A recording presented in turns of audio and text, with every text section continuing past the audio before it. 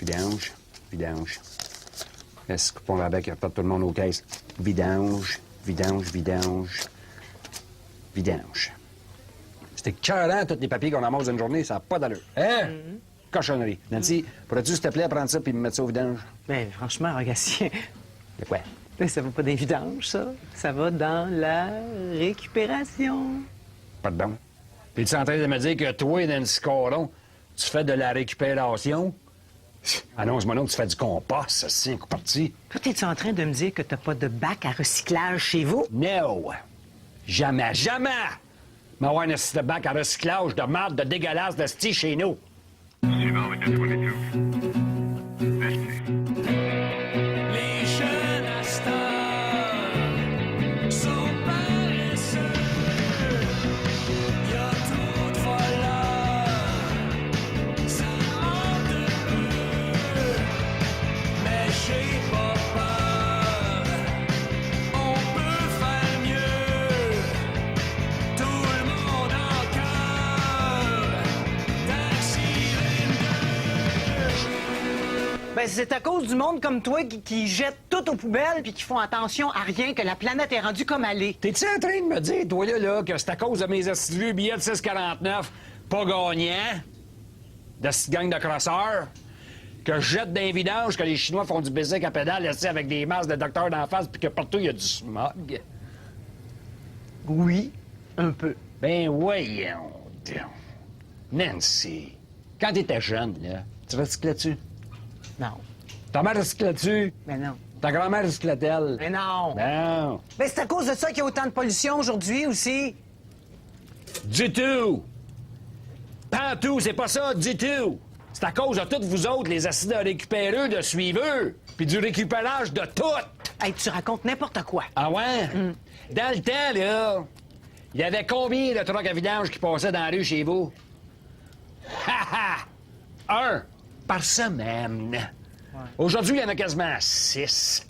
T'as un truck pour les vidanges, un truck pour le bac vert, un truck pour les bouteilles vides, un truck pour le plastique, un truck pour les blanches d'arbres, un truck pour les feuilles mortes. Le 26 décembre, ils ramassent un truck spécial pour ramasser les décorations de Noël et les sapins qui sont scrap. Puis le 2 juillet, c'est un truck pour les laveuses sécheuses. Hey! Tout ça pour qui? Pour les acides de suiveux, de récupéreux qui vivent encore dans les années 70.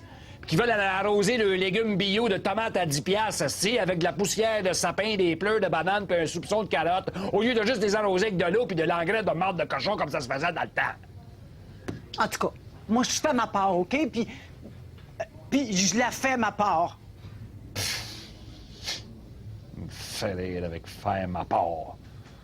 C'est à cause de tous les suiveux de récupéreux assis comme toi qui embarquent dans les gamiques comme Greenpeace qu'en passant, c'est tous des acides américains sales, qui ont parti ça, des acides sales. Je suis sûr que t'es membre de ça, toi. Ah si, je le savais! C'est écrit dans ta face, si. Puis qu'ils veulent même pas qu'on s'amuse à tuer des phoques une fois de temps en temps, si, que ça va empirer, puis que ça va être de plus en plus pollué qu'avant. Hey, sur quelle planète tu vis, toi, là? Sur la Terre! Ben, t'as pas lu dans les journaux de la Terre qu'il y a bien des dégâts faits à cause de la pollution? T'as pas lu ça? Tu le sais pas, ça? Toi, t'as pas lu dans le journal que parce qu'il y a de plus en plus de phoques, ils savent même plus où mettre la marde de phoque, esti? Puis que ça fuck plus la couche d'eau jaune que ton bouteille de spray net. Puis de toute façon, j'ai juste une dernière affaire à te dire. Ton petit bac vert de récupération, là, il est fait en coup, là.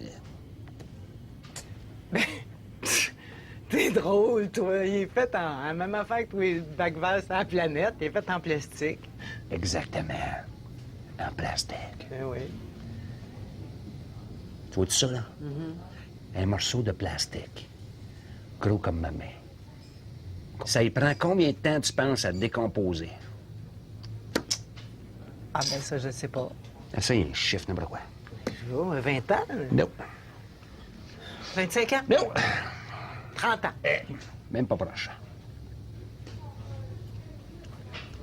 775 000 ans. Mais voyons donc. Je te le dis. C'est des ans en esti, ça. Fait que tu penseras à ça la prochaine fois que tu mettras des petits papiers dans ton petit bac vert en plastique. Bye, demain.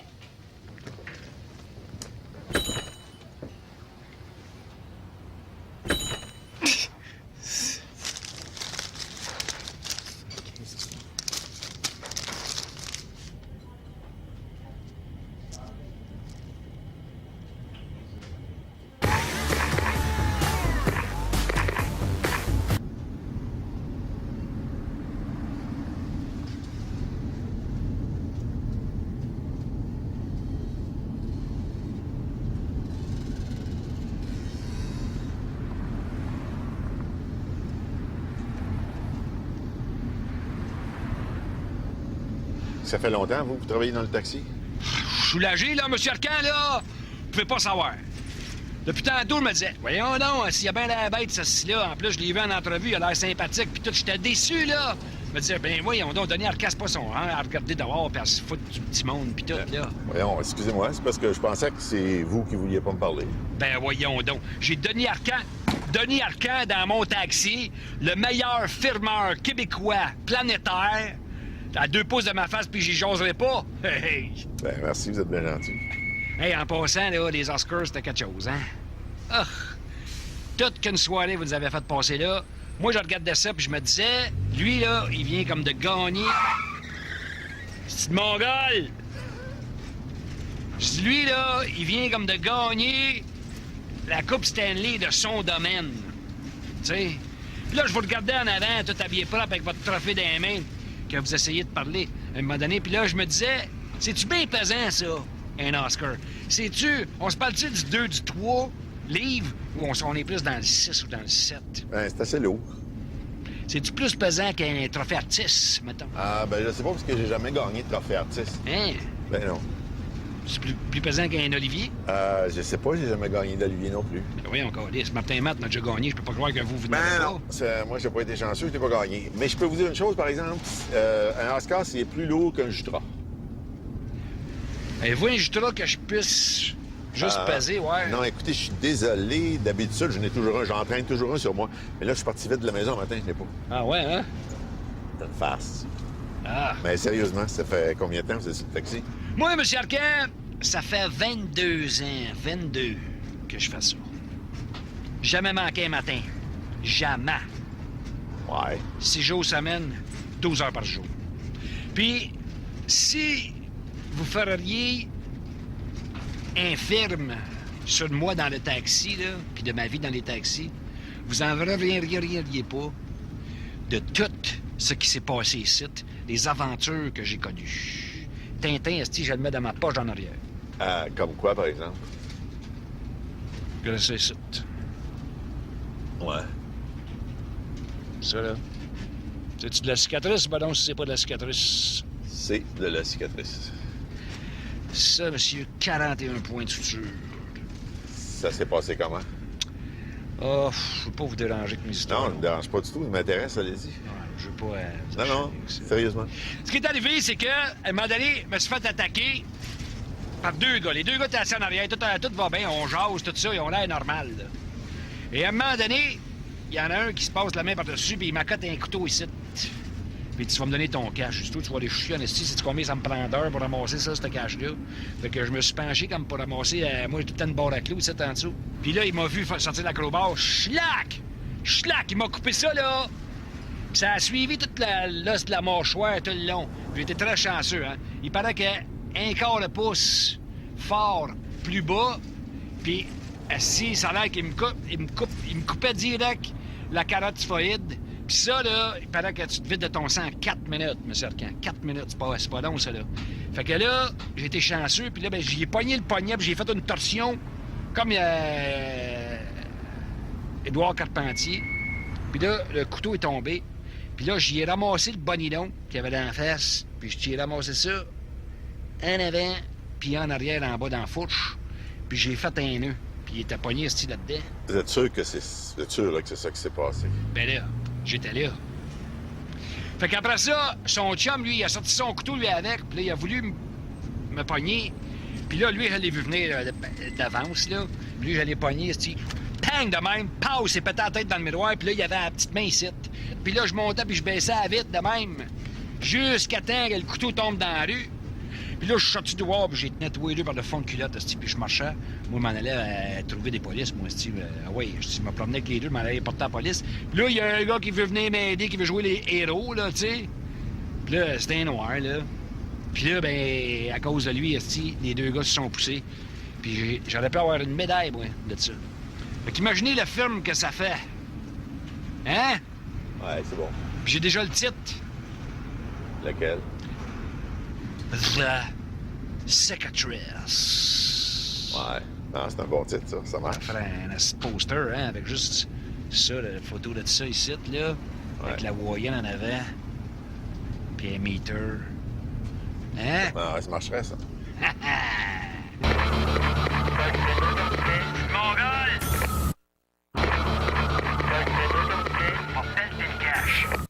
Mais vous, Dennis, je peux vous appeler Dennis? Sure.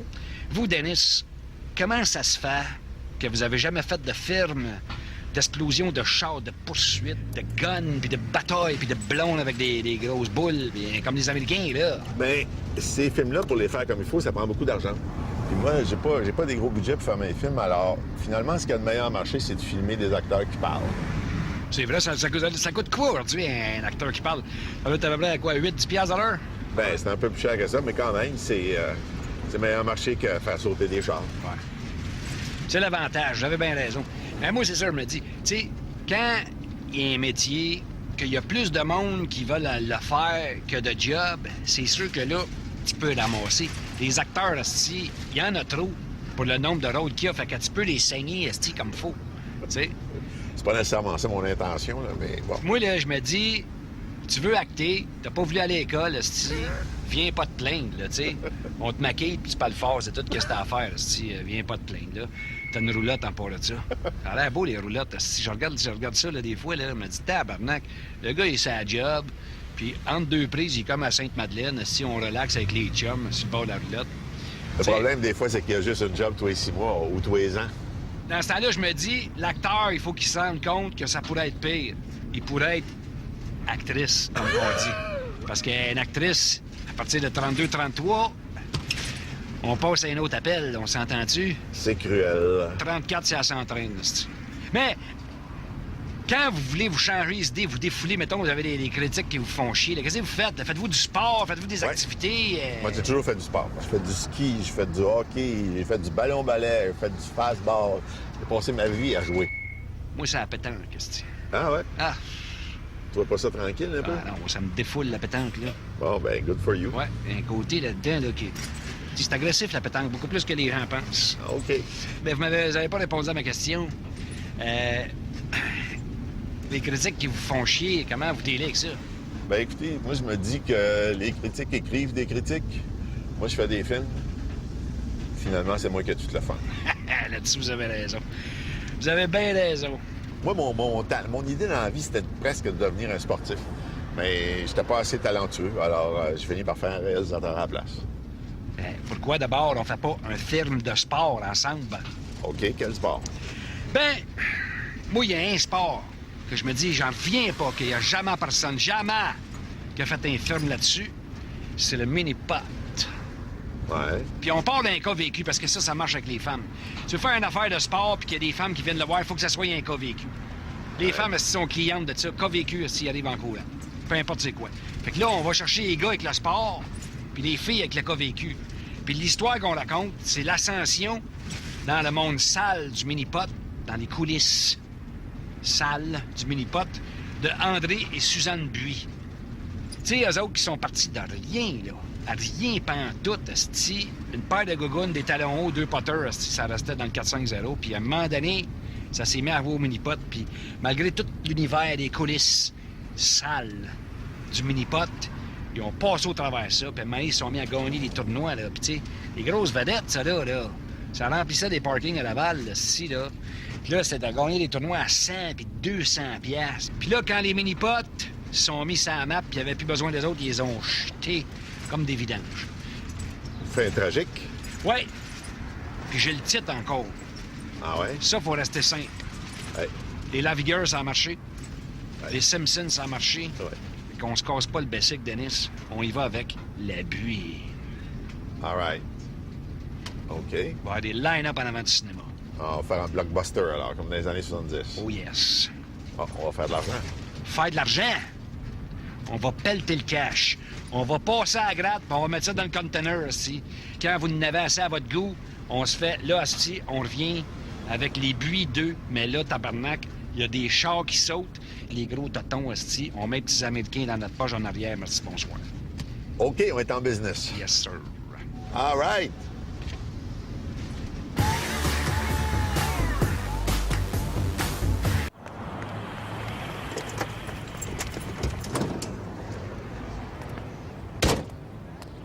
Comment ça, vous ne trouvez pas? On est désolé, on l'a cherché partout, on le trouve pas. Ben là, c'est un être humain, c'est pas qu'elle me perd d'un bas d'une sacheuse, il doit bien être quelque part, là. Vous checkez en dessous de son lit. Pourriez-vous regarder en dessous de son lit? C'est bien mieux de me le ramener dans tout un morceau parce que je vous le dis, là, si moi je pogne une heure, hostie, là. Calmez-vous, monsieur Dubois. Non, vous, calmez-vous! Changez de ton, puis lâchez-moi! Comment ça se fait que vous avez pas des gardiens de sécurité pour les empêcher de se promener partout de même? Pourquoi vous l'auriez pas remarqué, là? C'est parce que c'est pas une prison ici. Ça devrait! Au prix que je paye, peux-tu travailler tranquille? L'overtime qu'il faut que je fasse pour vous payer, aussi! Au moins, c'est organisé comme une prison, esti, on trouvait nos parents. Par rapport à ça, c'est pas des lapins! Ils sont en machette, esti, pis tout, là. Quand t'en vois un qui se pousse, t'as le temps de prendre un break, aller manger, fumer une cigarette, boire ton café, puis revenir, il va être 20 pieds plus loin. Mon père, c'est pas Bruni Surin, esti! J'ai regardé en dessous du lit, il y a juste une paire de bas sales. OK. En tête un peu, il y a un petit papier sur la petite table de nuit. Ça a l'air d'un message. Qu'est-ce que ça dit? Mangez toute la marde. C'est jamais! C'est jamais! Il est arrivé quelque chose. Mon père. Esti.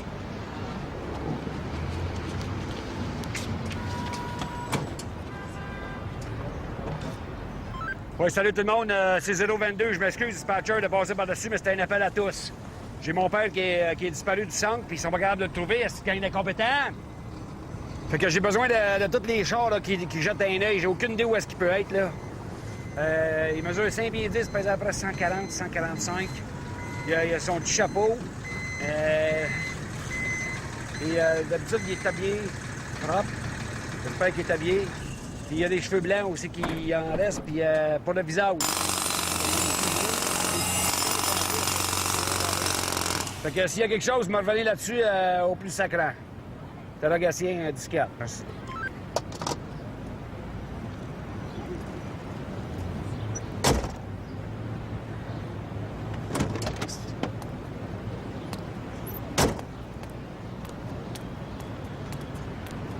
Merci, on va passer une très belle journée.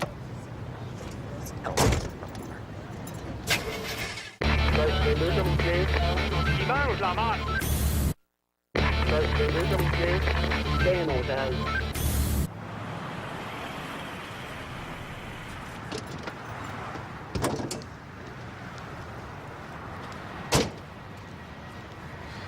Hey, merci, hein? Merci beaucoup. Père? Père, qu'est-ce que tu fais, Père? Je prends une marche, j'ai le droit.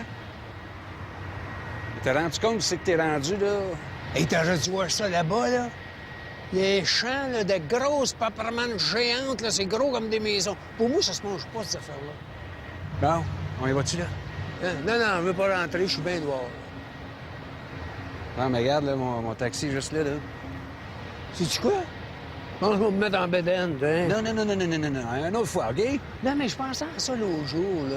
Je me suis pas assez mis en bédaine dans ma vie, moi. Quel jour on est, Père? Je dirais le jour du Seigneur. Pourquoi tu penses ça? Le Seigneur qui fait beau!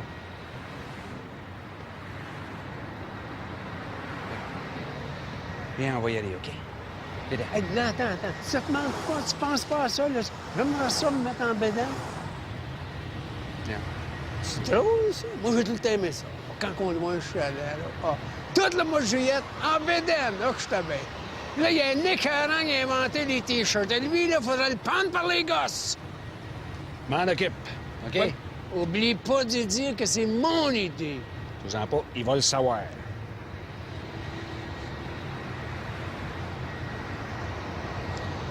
Père, faut plus que tu partes de même, OK? Non, certain, faut plus que je parte de même. Faut que je parte en bédaine.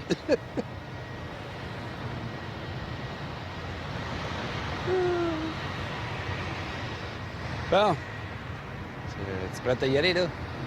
Non.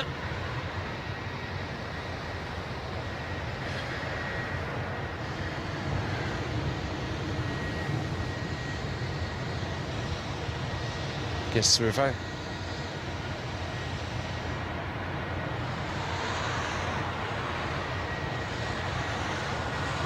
Tu te mets en bédaine? Ça, c'est mon gars!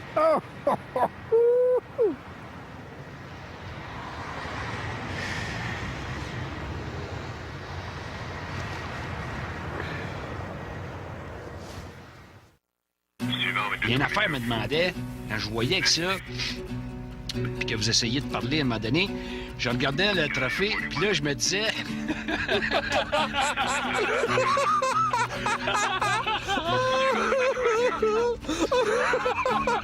Oh, t'es bien parti.